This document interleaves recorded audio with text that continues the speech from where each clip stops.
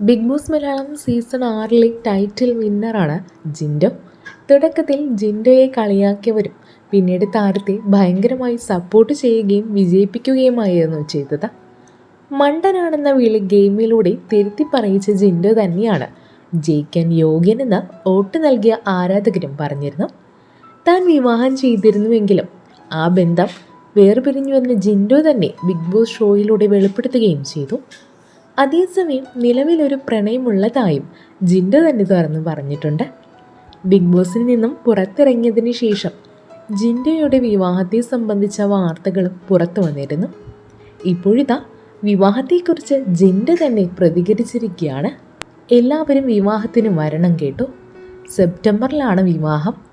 Date ഇതുവരെ തീരുമാനിച്ചിട്ടില്ല. Ticket book ചെയ്ത് ആളുടെ വരവിനായി ഞാൻ കാത്തിരിക്കുകയാണ്. അതിനുശേഷം ഡേറ്റ് അറിയിക്കുമെന്നാണ് ജിൻഡോ ഇപ്പോൾ പറഞ്ഞിരിക്കുന്നത്. ഭാവി വധുവിനെക്കുറിച്ച് എന്താണ് പറയാനുള്ളതെന്ന് ചോദിച്ചപ്പോൾ ഭാവി വധു ഭയങ്കര പാവമാണ്. അമേരിക്കയിലും എല്ലാ ദിവസവും പള്ളിയിൽ പോകുന്ന ആളുണ്ടല്ലോ, ആ കൂട്ടത്തിലാണത്രേ. ഇത്രയും ഡ്രസ്സിട്ടേ നടക്കൂ എന്ന് പറഞ്ഞ് ജിൻഡോ തൻ്റെ കൈമുട്ട് വരെ കാണിച്ചു തരുന്നുമുണ്ട്. അമേരിക്കയിൽ നേഴ്സാണ് ജിൻഡോയുടെ വധു. ആദ്യം അവരുടെ വീട്ടുകാർക്ക് എന്നെ ഒട്ടും ഇഷ്ടമല്ലായിരുന്നു. അവിടെ തന്നെ ആരെയെങ്കിലും കെട്ടിച്ചു കൊടുക്കാനായിരുന്നു അവരുടെ ആഗ്രഹം. പക്ഷേ ആൾ എന്നെ മാത്രമേ കെട്ടൂ എന്ന സ്റ്റാൻഡിൽ അങ്ങ് നിന്നു. ഞാനും അതുപോലെ തന്നെ ഉറച്ചു നിന്നത് കൊണ്ടാണ് ഇപ്പോൾ ഈ വിവാഹം നടക്കുന്നതെന്നാണ് ജിൻഡോ ഇപ്പോൾ തുറന്നു പറഞ്ഞിരിക്കുന്നത്. എതിർപ്പുകളൊക്കെ ആയതുകൊണ്ടാണ് വിവാഹം ഇത്രയും താമസിച്ചത്. ഞങ്ങൾ 3 വർഷത്തോളം പ്രണയത്തിലായിരുന്നു.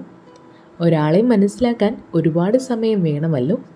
1 വർഷത്തോളം സംസാരിച്ചതിന് ശേഷമാണ് വിവാഹത്തിലേക്ക് ഞങ്ങൾ എത്തിയത്.